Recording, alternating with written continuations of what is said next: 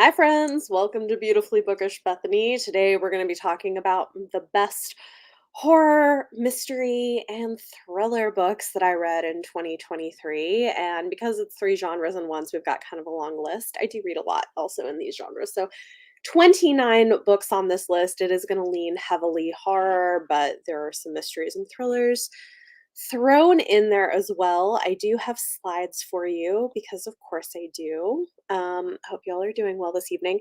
One thing before I get into this, I have kind of announced this in places. Had to cancel the UK trip, unfortunately. I think the cost was too much and we didn't get enough signups. However, I am instead hosting a trip in May to New York City, where I live. And that is definitely happening. We've got quite a number of signups already. I think 5 people so far, and others who are planning to. So if you are interested, go check out the Ko-fi link down below. It's got details if you want to sign up. The hotel option is going to be shutting down end of day tomorrow because I have to sign a contract with them. Anyway, if you're interested and you want to come hang out for a long weekend in New York, we've got fun stuff going on. So heads up about that. Hey, Beth, welcome. Hello, hello. Hey, Tara. All right. Also, yeah, there is an option without the hotel too if you want to organize your own stuff or if you live in the area. And reach out to me if you want to just do part of the time because that's also an option. These are all questions I've been getting. So, okay. Best horror, mystery, and thrillers of 2023. We're going to count them down. This is not in perfect order, but it's like about the order of the ones that I liked. And the first couple are going to be books that I just had so much fun with. And I don't think everybody likes them as much as I did, but I thought they were a blast. So they're going on here. Hey, Josh, welcome. All right. Number 29 is The Last Word by Taylor Adams. This and the next one I'm going to mention are bonkers thrillers, but in the best possible way, like so over the top in a very self-aware kind of way that I had so much fun reading them. I don't think everybody likes them, but if you like a bonkers thriller, I I feel like this is a good one to pick up. Um yeah, yeah, just do bus and train. Yeah. I mean, maybe at some point it'll work out. I know it's hard. Hello. Hey Beth, welcome. Hi Emily. All right, so this is our first bonkers thriller. The other bonkers one that I really loved, number 28, was The Writing Retreat by Julia Bartz. I thought this was eh, wild. It goes really hard, but I thought it was fun. It's like this mysterious horror writer who hosts a writing retreat, but things go really wrong. And it's it's this also has sapphic elements to it in a way that I thought was really interesting. I feel like it's not going to work for everybody, but I thought it was interesting in terms of unpacking people who have maybe repressed sexuality because of heteronormative society. Anyway, I liked this a lot. I thought it was fun, but it is wild, and I get that it's not going to be for everyone. Hairpin Bridge you liked and know people hate. Yeah, it I haven't read Hairpin Bridge, but based on reading this, I wouldn't be surprised if he writes stuff that people kind of love or hate. Yes, this was wild. You're right. These do both have something to do with writing books. That's a good point. But I also like that. I kind of like the story within the story element. I think it's fun. It plays with those tropes. Okay. Number 27 is The Night Wanderer by Drew Hayden Taylor. So, this is a gothic horror novel by an indigenous author that has kind of a vampire story to it a little bit. And I just really liked it. It's very short. I had the audiobook of this one from Libra FM as an influencer review copy, and it was really good. It was creepy and it had some interesting mythology woven in from a small press, so worth checking out if that's something you're looking for.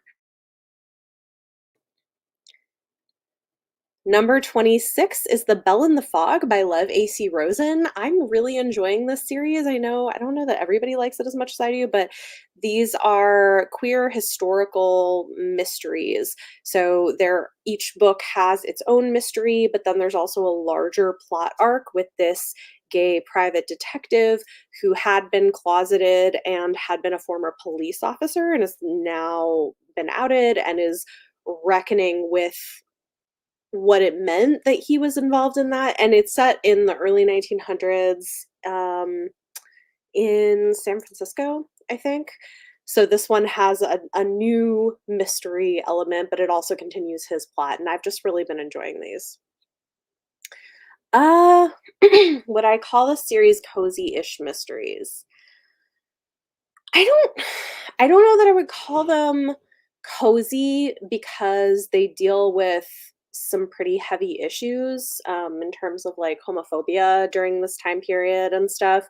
Um, I think, from the perspective of their relatively small scale and they're from a single perspective character, who's also developing relationships with other people, it's, like, cozy adjacent, but I wouldn't call it cozy. I hope that makes sense. Number 25, I really like Ruth Ware. This is not my favorite book from her, but I did still enjoy it, 0 Days. Um, this one is about a husband-wife team who would test the security apparatuses of businesses, but something goes wrong, and while she's on a job, her husband is murdered, and she's the suspect, and she has to figure out who actually did it. So, I liked it, it was interesting, it was twisty. Again, not my favorite from her, but I thought it was pretty good. Her writing tends to work pretty well for me.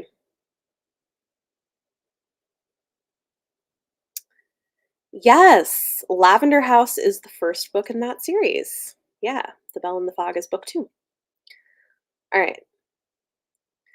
Number 24 is How to Sell a Haunted House by Grady Hendrix. I really liked this.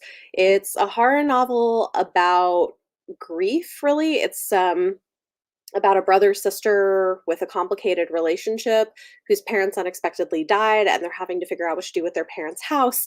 It does have like horror elements involving puppets and haunted dolls and stuff, so it's creepy, but it makes a lot of sense for the larger emotional issues that it's exploring, and I just thought it was done really well. I liked this a lot. Number 23, I wasn't 100% sure whether to put this here or in the romance category, but I feel like this is leaning more into horror than romance, so I'm putting it in this list. But The Last Heir to Blackwood Library by Hester Fox is a gothic novel set post World War One or post World War Two, I think, in England, following this woman who unexpectedly becomes the heir to an estate that is maybe haunted and she's maybe losing her memories and becoming an unreliable narrator, and there's all kinds of weird stuff going on. There is a romantic subplot, but I feel like the gothic horror elements are more prominent in this one, but I liked it. How to Sell a Haunted House was your favorite horror of the year? Yeah, I think it's a really good one. If you can get past the sibling fighting, it was an interesting story. Yeah, I mean, I do think it's realistic. I think a lot of siblings in those situations do fight like that. Read the words creepy, read the words Christian puppet ministry and knew it was going to be creepy and right up your alley. Yeah. Yep. It's a good one. All right. Moving on, number 22 is Rouge by Mona Awad.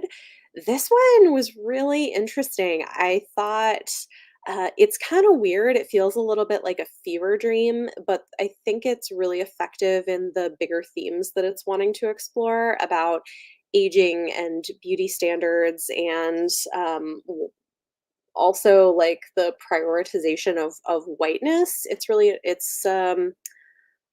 also about grief and grieving the loss of a abusive parent and what that's like. I think this is doing a lot of big things. It's a weird book, so it's doing it in this weird fever dream sort of way, but it worked for me and I really liked the way it was tackling these big issues. Yeah, I'm not surprised. I feel like her storytelling just doesn't work for everybody because it is very kind of strange and eerie, and you kind of have to read between the lines a little bit of what it is that she's trying to do. It's got like weird, yeah, it's weird, but I liked it. It's worth a try. See if her writing style is up your alley. It may or may not be, but I don't know. Bunny is also weird. I liked this better than Bunny, but I did like Bunny fairly well, so I do feel like if you hated Bunny, I don't know that this is gonna work for you, but yeah, I think this is interesting. This is something I noticed is a lot of major horror novels this year were dealing with grief, and I don't think it's that surprising. I feel like we're coming out of COVID, and so many of us have lost people close to us in the last few years, so I don't know, I feel like it's pretty relevant and something that is resonating with people.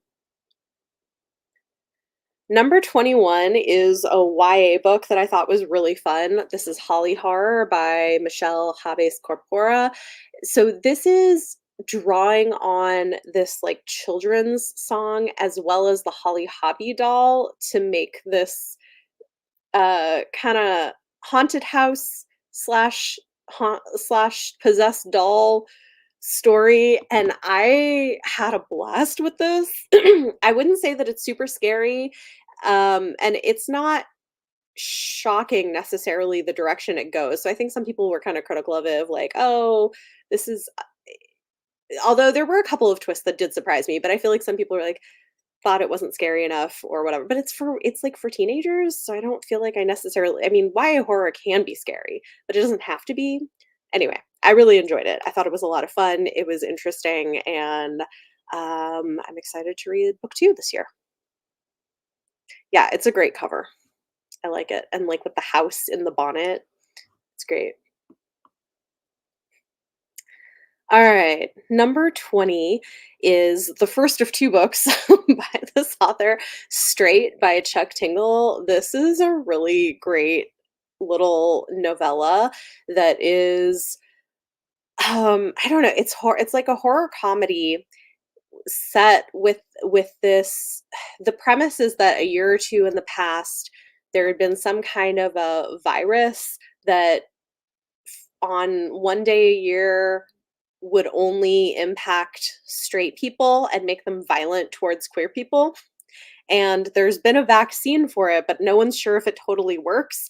And so it follows this guy who's gay, and him and his group of gay friends are going to go out into the desert for this night until the next day to make sure they're safe. And it's great. It's funny, but also creepy. And I loved it. I thought it was great social commentary. It was entertaining, really satisfying novella.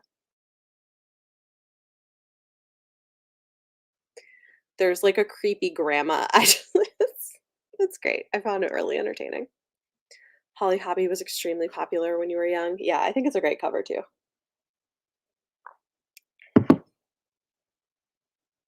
Okay. Number 19 is Gorgeous Gruesome Faces by Linda Chang. This is a contemporary YA gothic horror novel that is about K-pop and uh, beauty standards and ideas about femininity, and it's really good.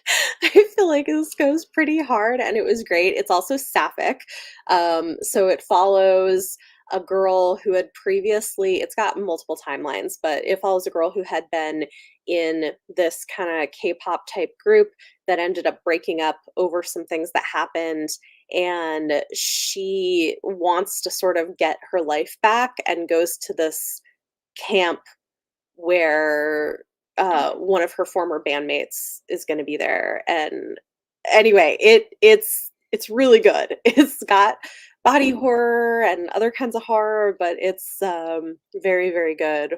And it's a debut novel. I thought it was a really impressive debut. Yes, just checked it out from the library. Awesome. Yeah, gorgeous, gruesome faces. It is. It's really good. Um, this one took me by surprise. Number 18 is The Wishing Pool and Other Stories by Tananarive Due. This is a short story collection with one kind of longer, almost novella. And I love Tananarive Due's approach to horror. This is some that goes more sci-fi, some of it that is pandemic related, although she wrote it before the COVID pandemic, which is even wilder, to be honest. She talks about it in her author's note, but this is fantastic. It's mostly sort of Southern Gothic horror that is dealing with race relations and other sort of social commentary things. So I thought this was a fantastic collection. Pretty much every story in it was great. Um, Liked it and currently reading oh, awesome. I'm about to finally start The Reformatory. I've been wanting to read it for a while. So, yeah, her writing is great. Read Reformatory. Okay, cool. Yeah, I need to start it. All right. Moving on, number 17 is Starling House by Alex E. Harrow. This is another gothic horror with a pretty strong romantic subplot, and it is set in Midwestern America, and I loved it. I actually was on, we did our final chapter 3 podcast episode last night, and Leanna brought this up because she loved it, and she compared it to the Raven Boys series by Maggie Stevewater, and I was like, yeah, that is a really good comparison. I feel like they are very similar in terms of the type of magic and the tone. I do think if you like the Raven Boys series, you really should read Starling House, although this one is older. Obviously, it's not YA, but I loved this. Really good. Another book you wanna yeah. Yeah, this was kinda everywhere, and it's a very good one. It's I think one of maybe I don't know, this might be my favorite from Alex E. Harrow, honestly. It's really good. Okay. Number 16 is All the Sinners Bleed by S.A. Cosby, and I think he's on this list twice this year, actually. His writing is so good. So his stuff is really interesting because it's, mystery thriller, but a little bit elevated in terms of the language he's using and the way he's approaching larger themes. So it is both this, page turner thriller, but then also has more going on. And I'm very, very impressed. I want to read more from him as with whatever he comes out with. I think his writing is incredible. So this one is partly a serial killer murder mystery, but it's also doing a lot more. It's dealing with like religious trauma. It's dealing with the main character is a black police chief in a southern small town where there's a lot of racism going on, and like the complexity of his role in that town between communities, and like there's a lot in this book. It's really good and really smart and well written. So, yeah. Yes, it's very good. Number 15, this is one that I didn't expect to love as much as I did. Together We Rot by Skyla Arndt. This is a YA horror novel with a cult element to it. And it's another one that I think is really a lot about religious trauma and also, parental neglect and recovering from abuse, but it has a romantic subplot to it as well. But it also has body horror elements to it. So it's an interesting kind of genre blend. But I thought this was very well done. And yeah, I liked it. It is a lovely cover. I agree. It's creepy. It's like but it's really good. It also has good kind of found family elements to it. So even though the characters both come from complicated families and sometimes abusive families in one case, they do end up with a great group of friends around them, and I liked the way that that was in the story as well. Number 14 is a graphic novel that I read in December. This is Boys Weekend by Maddie Lubchansky, and this was great. It's a horror comedy by a trans femme author, and it's cosmic horror following a trans woman who it has only been out pretty for not too long, who gets invited by her college best friend to be his best man at the wedding, and gets invited to a weekend away with the boys at this place that's kind of like a capitalist hellscape, and then there's other weird stuff going on as well. So some of the horror is what's going on around them, and some of it is like, the transphobia and transmisogyny that she is dealing with, but it's also funny.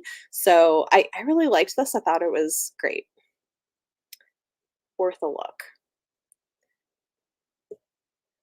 Number 13 is the other S.A. Cosby. This is Razorblade Tears. This made me cry. Oh my gosh.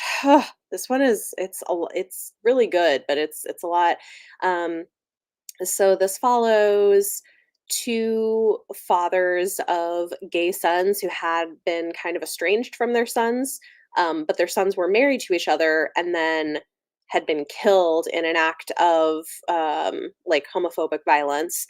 And so the two dads now regret not being closer to their sons and team up to figure out who killed them and get vengeance. So it's like it's pretty violent, but also smart and really emotional, and I think does a great job of working through complicated issues, and yeah, it definitely made me cry. It was great. Favorite book of 2022? Okay. Yeah, it's really good. Cried when you read this. I don't cry from a lot of books either, Beth. But yeah, this one made me cry. Number 12, As No One Can Know by Kate Alice Marshall. I am such a sucker for Kate Alice Marshall's books. I love them. Her writing just really works for me.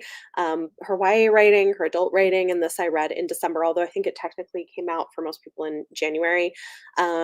This is a thriller with like secrets from the past, and it's got three sisters who are kind of estranged from each other ever since their parents were killed, and one of them had been a suspect, and now the girl who had been a suspect is pregnant and moving back to their childhood home with a baby on the way, and wants to figure out what actually happened all those years ago. So I really enjoyed this. Yes, loved What Lies in the Woods. Yeah, What Lies in the Woods I really liked as well. So, and also Kate Alice Marshall always has queer characters, which is cool too. So it's great. Okay, number 11. This is a weird one, but it worked for me. I loved it. I feel like not everybody's into this, but Feed Them Silence by Lee Mandello. Man, I love his writing so much. It's so good. He okay, so this is it's weird. It's a horror novella um following this lesbian scientist who is doing research into like connecting human brains to the brains of wolves to like kind of be in. I don't want to say too much about it. And so she is involved in that research, but things are getting weird. Meanwhile, her marriage at home is falling apart. And so I think what's so good about this is that it's like simultaneously you have like this sciency horror element, and then also the horror of a relationship that's falling to pieces. Um, it was really good. I thought it was very effective.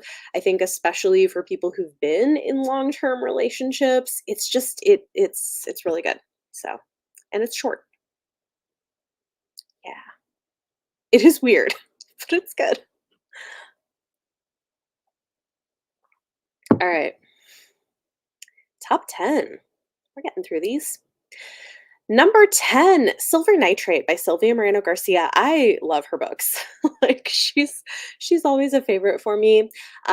This is her latest horror novel, and it is set in mostly in Mexico in the 1990s, but talking about a um like kind of a cult horror movie that was made in the 40s that is connected to like Nazi occultism, and it's really interesting. It's a slow burn at times, but it has some pretty intense scenes, and I found the ending to be really satisfying. I liked this a lot.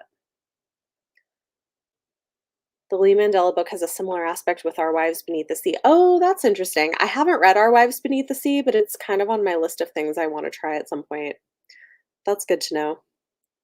Yeah, I thought Silver Nitrate was a fun read. Yeah, I feel like I think you often get mixed things about her books. Um the thing is that I think because she writes in so many different genres and has a specific style of writing, there are people who will find her for one of her books and love that and then want her to reproduce that in a different book, and she won't. I just like her writing across the board. Like whatever she does pretty much works for me almost without exception.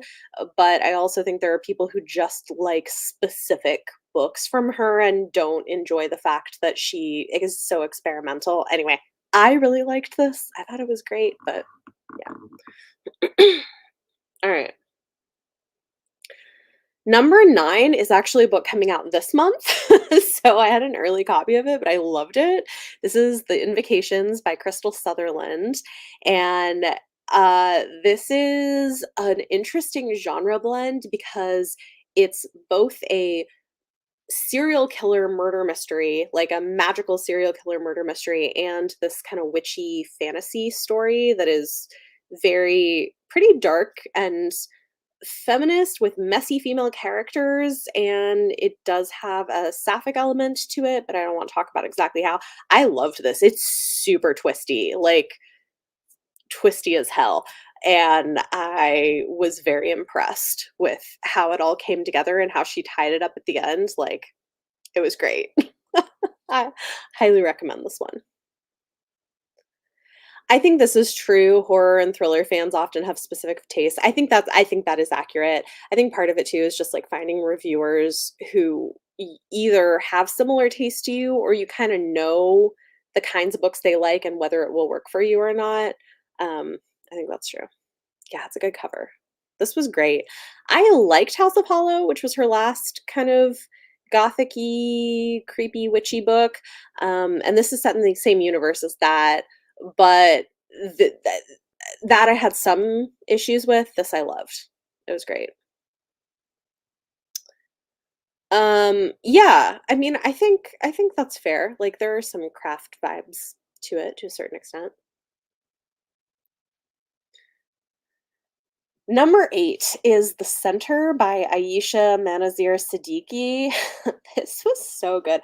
I'm really curious, so I'm gonna be over on Mara's channel next week to talk about the 3 books that I had picked for her to read, and this is one of the books. I'm really interested to hear her thoughts and see what she thinks about it, but I thought this was really good. It is weird, slow burn literary horror that is dealing with translation, and I think it's got I feel like it's tackling a lot of similar themes to Babel by R.F. Kuang, but I liked this a lot better. I know some people love Babel.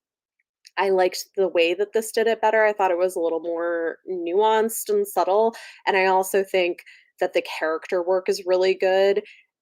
Messy characters, complex characters, and it does also have a sapphic undertones to it, possibly. The ending is wild, but yeah, I loved this. It was stuck with me. The cover is great. I think once you've read the book, the cover is like perfect. It's really good. Anyway, it yeah, it follows a character without saying too much about it who finds out about this mysterious center that you can go to and pay a lot of money, and in 3 or 4 days, you can learn a whole new language, and so she goes, but, like, it's weird, and yeah, there's more to it than that, but it's good. And this is also a debut, I think a really impressive debut. Number 7 is The Merry Spinster: Tales of Everyday Horror by Daniel M. Lavery. This just kinda blew me away and I think really hit for me in a really personal way that I wasn't expecting. It's a short story collection that is, um a lot of times kind of riffing on fairy tales or folk tales, but in a way that is often talking about religious trauma or talking about gender and sexuality in these really interesting ways. The author is trans, and I didn't realize this when I read this, but is also the son of a pretty notorious evangelical leader who has gotten into some trouble for some stuff also. So it's just interesting kind of seeing maybe working through some of that here, but it have coming from a semi-similar background that it really spoke to me. And I was surprised at how much I loved it. Yes. Oh, okay. Yeah, we said that. Okay. Okay. Okay, one thing I do wanna say about this is because I know there are really mixed reviews on this short story collection. Personally, I think it's because so many of the stories are about, like, Christian religious trauma. They're a little niche, and so I can totally see how, as a more general short story horror collection, it may not work for everybody, but, like, if you have that background, it's really good. Yes, this author does have a memoir out. I haven't read it, but I would like to. Yes. Okay. Number 6 is The Honeys by Ryan LaSala. This is YA. I'm realizing too, like I've been reading this year I read a lot of really good trans books. And I think, I did like the trans rights readathon, and so I think that pushed me to read more. But it's just been really interesting. There's been I think some really good ones coming out. But this is following a non-binary teenager whose sister mysteriously died, and now they are going back to the summer camp that she had been at before she died and trying to like get to know her group of girlfriends called the Honeys and figure out what was her mindset before this happened and what was going on. And I loved it. I thought it was really well done. Um, Yes, so many themes done really well, and the audiobook is fantastic. This is maybe my favorite audiobook of the year because it's really highly produced. It has sound effects like, running through the forest and hearing leaves or crickets, and like it's very atmospheric. Do you recommend? Yes, read yeah. I've really enjoyed everything I've read from Ryan LaSala, but I think The Honeys is my favorite thing. Number 5 is Warrior Girl Unearthed by Angeline Boulley, and this is a companion novel to Firekeeper's Daughter. It's set 10 years later and following a character who appears in that book but is now like 16. And it's kind of fun because you get to see Donis when she's in her mid-20s and has a like, kid, and that I thought was fun. But this is both a contemporary coming of age story and also kind of a heist thriller type thing, but it's focused a lot on the laws having to do with the repatriation of ancestral remains and religious artifacts to indigenous groups, and it's fantastic. Absolutely amazing book. I loved it. Yes, the books do give fantasy vibes, but they're not fantasy. That is accurate. I mean, the cover is gorgeous, but yeah, it's not fantasy. Yeah, if you loved the first one, you should definitely read Warrior Girl Unearthed. It's very good.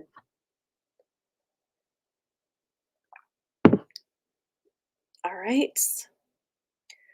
Number 4 is the book that, like, I couldn't stop thinking about all year long. This is Their Vicious Games by Joelle Wellington. Love this so much. And somebody else told me they had the same experience with this where they read it and they liked it a lot and then they just kept thinking about it. And yeah, I feel like this is one that really sticks with you. It's YA social satire with like a horror thriller element to it that's kind of like Squid Game meets The Bachelor, and it goes really hard, especially for a YA book. Like, yes, it is unhinged. It's so good. Like it is very unhinged, but in a satirical way, it worked so well, I think. It follows this black girl who for reasons has lost her place at Yale and wants to get it back, and so she enters this competition with against all of these very, very privileged young women, and it gets very vicious. It's so good. Like, I loved it. I'm so excited to see what we get from her next. Um, I think, like, as just like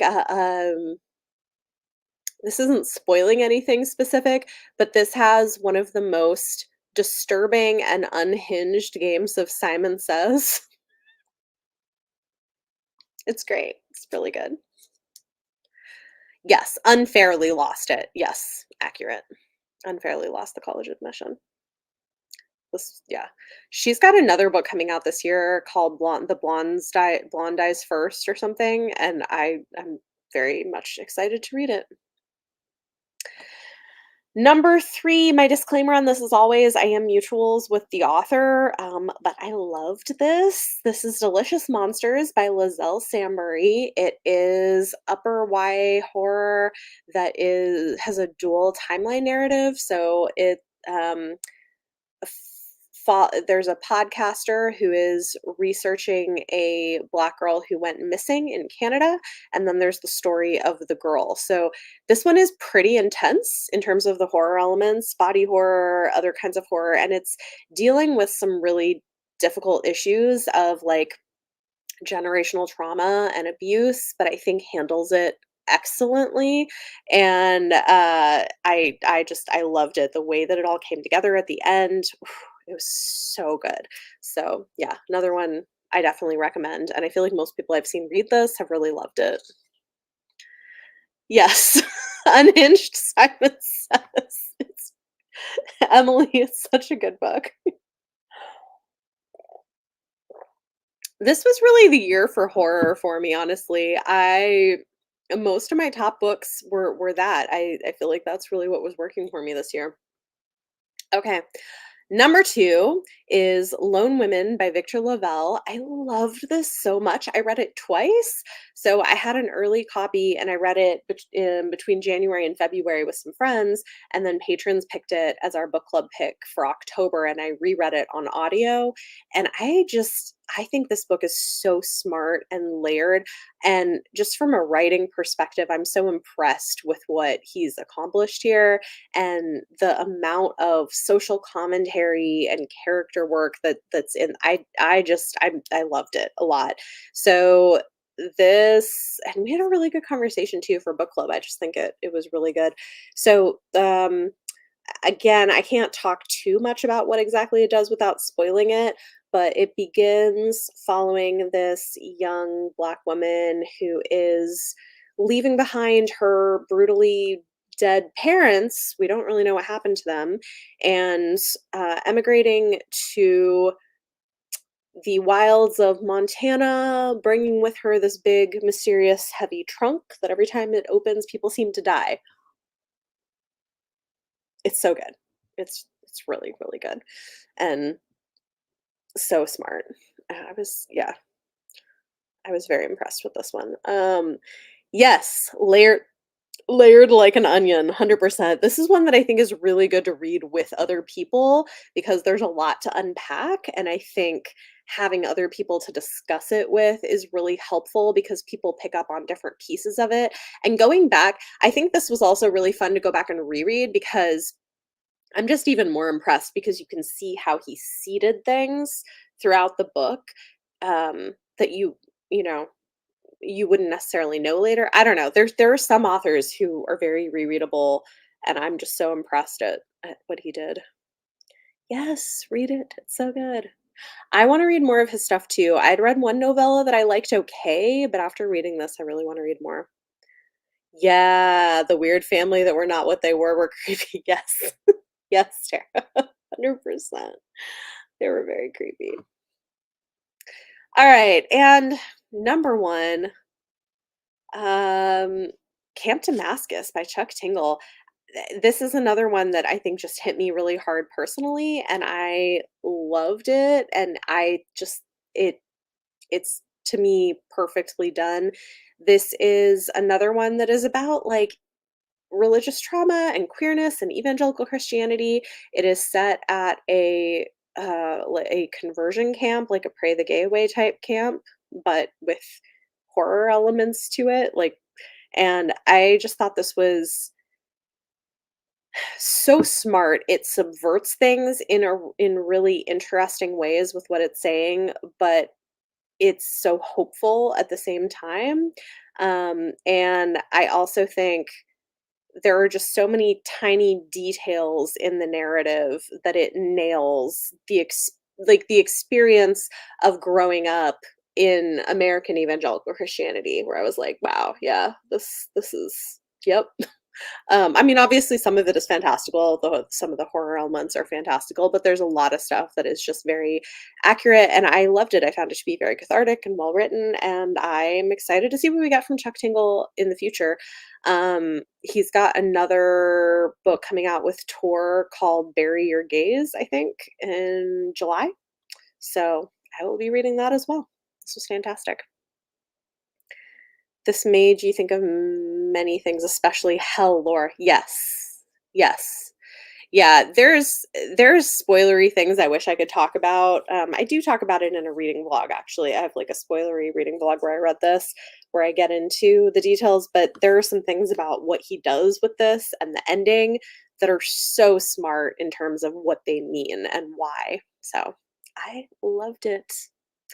And those are my 29 favorite horror, mystery, and thriller books that I read in 2023. It was a really good year for horror, especially like I feel like so many of the things I was loving were in that genre. And I'm very interested to see if that continues this year. I can tell you, it's been a pretty good January. I've already had two favorites, and one of them is also horror. So seems like maybe the trend will continue. So, yeah. But yes, it was. Banger after banger for horror 2023. Absolutely. Which I love. It's cool to see that. So, hopefully you found some new things to go check out. Everything's linked below if you want to find anything. And I will be back. I still have my best sci-fi fantasy of the year to do, and my statistics and maybe my DNFs. I might do DNFs. I don't know. Yeah. Oh, I'm so glad. January's been good for you too. Awesome. Yeah, the Goodreads Choice Awards also yeah, well, the horror category was the best category at the Goodreads Choice Awards this year. Yeah, I love how many people are enjoying it. Why? Oh, so I haven't started Clockwork Boys yet. It ends in the middle of the story. Oh no. I heard somebody say it's a big cliffhanger and they want to read book 2. Okay. All right. Well, I'll keep that in mind because I'll be reading it pretty soon for book club. So, yeah. Moved right into book 2. Okay. Oh man, I got to get going on that pretty soon. I think I've been trying to knock some other stuff out. It's really just one book. Okay. All right. Well, helpful to know. All right. Well, have a good night, everybody. Yeah, I gotta film my mid-month wrap up next, and then you'll get the rest of my end of year stuff. Do people want to see my DNFs? Because I could do a thing on my DNFs. I don't know how exciting it is, but um, oh, see, I don't like when stories do that. It wouldn't even call it a cliffhanger; it just stops. That's so weird. I don't not okay. Interesting. Yeah. All right. Well, have a good night, and I'll see you all next time. Um, oh, somebody's like, I love hearing about DNFs. Okay, I can do it.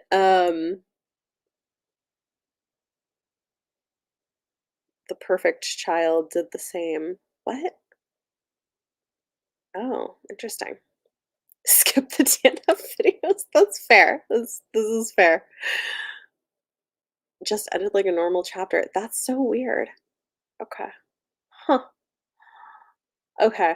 Well, I may do the DNF thing. I don't know. I'm like, it's not my most exciting thing to do, but sometimes people ask for it. So I'm like, I can do it. I will definitely do my best sci-fi fantasy of the year and my big like year statistics wrap up. So I'll definitely be doing those. All right. I'm actually going to go now. Have a good night, everybody. And I'll see you next time.